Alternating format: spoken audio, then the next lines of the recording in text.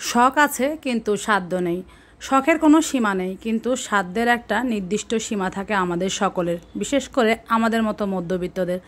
চাইলেও নিজের স্বপ্নগুলো সবসময় পূরণ করা যায় না, তাই তো অল্পেই নিজের সুখ খুঁজে নেওয়ার চেষ্টা করি। আসসালামু আলাইকুম। বেশ অনেক দিন আগে একটা পার্সেল এসেছিল।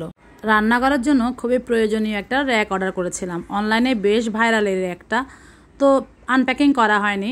এরপরে বাসার কাছে থেকে কিছু মাটির জিনিস কিনেছি। একসাথে কিনিনি, 2 দিনেই কিনেছি। তো ভাবলাম আজকে যখন মাটির জিনিসগুলো খুলবো, তো র্যাকটাও আপনাদের সাথে দেখিয়ে দিব। র্যাকটা অনলাইন থেকে কিনেছি আমি, আর এগুলো কিনেছি আমার বাসার পাশে রাস্তার ধারে বসে একটা লোক মাটির জিনিস বিক্রি করে। সেই যেখানে মাটির জিনিস বানানো হয় সেখান থেকে এনে কক্সবাজার বিক্রি করে। তো সপ্তাহে দেখা যায় 2-3 দিন করে রাস্তার পাশে বসে। হঠাৎ সেদিন হাঁটতে গিয়ে এগুলো দেখে আমার এত পছন্দ হয়েছে, না কিনে ফিরে আসতেই পারেনি। যেহেতু কোনো প্রিপারেশন ছিল না, তাই বেশি কিছু কিনতে পারেনি। এই বড় বাটিটা আমার খুবই পছন্দ হয়েছে। তো কারুকাজটাও খুব সুন্দর লেগেছে, আর এটা ভাতের বল হিসেবে ব্যবহার করা যাবে, সেজন্য আমি নিয়েছি। সাথে একটা ঢাকনা নিয়েছি। আমি যে খোলা জালি পিঠা বানাই, এখন তো শীত চলে আসতেছে, তো খোলা জালি পিঠা প্রায় বানানো হবে।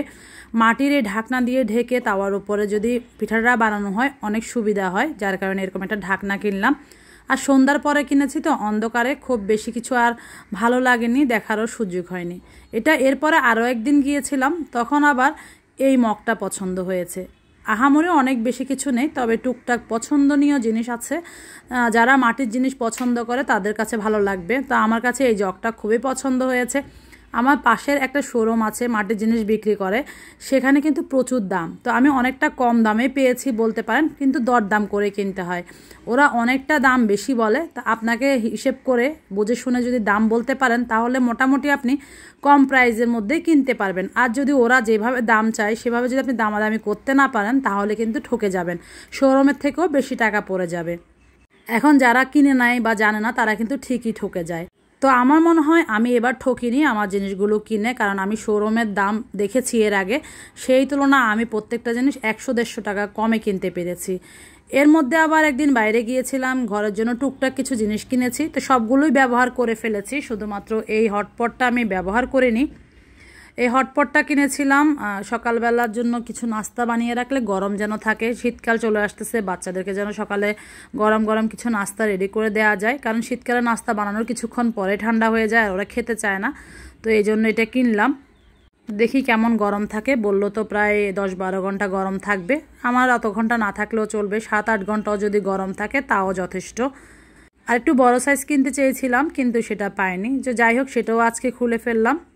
এই কয়দিন আর ব্যবহার করিনি, কিনেছি ঠিকই, কিন্তু ওই যে রেখে দিয়েছি একটা একটা করে, আর খোলা হয়নি। আজকে ভাবলাম সব কিছু খুলেও নিব, আপনাদের সাথে শেয়ারও করব।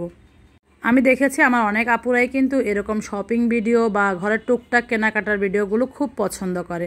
তো আহামরি কোনো কিছুই আজকের ভিডিওতে আমার নেই, খুবই নর্মাল কিছু জিনিস আমি কিনেছি, আর সেগুলো আপনার সাথে শেয়ার করেছি। বিশেষ করে মাটির জিনিস আমার খুবই ভালো লাগে। তো মাটির জিনিস আমি ঠিক করেছি একটা একটা করে এভাবে কিনে পুরো একটা সেট করে ফেলবো।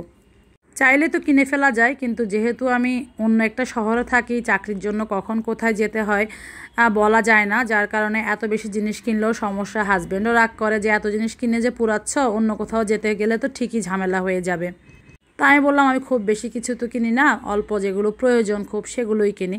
আর এই র্যাকটার কথাই আপনাদেরকে বলেছিলাম, এটা একটা অনলাইন পেজ থেকে কিনেছি। এটার প্রাইস নিয়েছিল সম্ভবত 1250 টাকা। আমি একটু কাস্টমাইজ করে নিয়েছি। এই যে সাইডের যে রডটা, এটা কিন্তু ছিল না, যে ছবি দেখেছি সেখানে তাদেরকে বলাতে তারা লাগিয়ে দিয়েছে।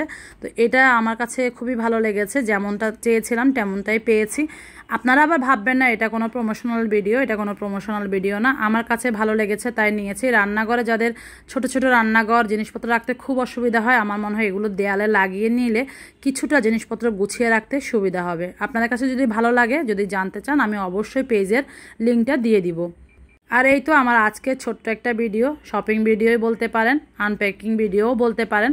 আপনাদের কাছে আমার আজকের এই জিনিসগুলো কেমন লেগেছে অবশ্যই জানাবেন। প্রত্যেকটা জিনিসই কিন্তু আমার খুব পছন্দের, তাই আপনাদের সাথে শেয়ার করলাম। যারা বাগানি আছেন চাইলে এইটার একটা নিয়ে গাছও রাখতে পারেন, আমি একটু রেখে দেখিয়ে দিলাম।